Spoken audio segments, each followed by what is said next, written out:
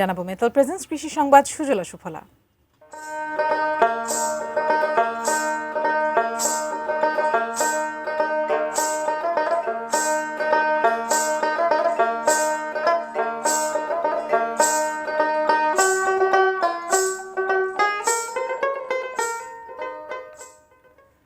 কুষ্টিয়ায় তুলা চাষে বেশ সাফল্য পাচ্ছেন চাষিরা।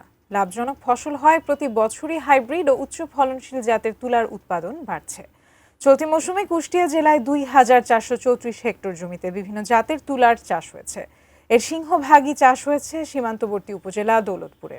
রূপালী ১, হোয়াইট গোল্ড ১ ও হোয়াইট গোল্ড ২ হাইব্রিড সহ উচ্চ ফলনশীল জাতের তুলা চাষ করছেন কৃষকেরা। চাষিদের খরচ হচ্ছে বিঘা প্রতি প্রায় ২০,০০০ টাকা। আর প্রতি বিঘা জমি থেকে ১৫ থেকে ১৭ মণ হারে তুলার উৎপাদন আশা করছেন তারা। বাজার দর ভালো থাকলে এবছরও উৎপাদন খরচের প্রায় ৩ গুণ লাভের আশা চাষিদের।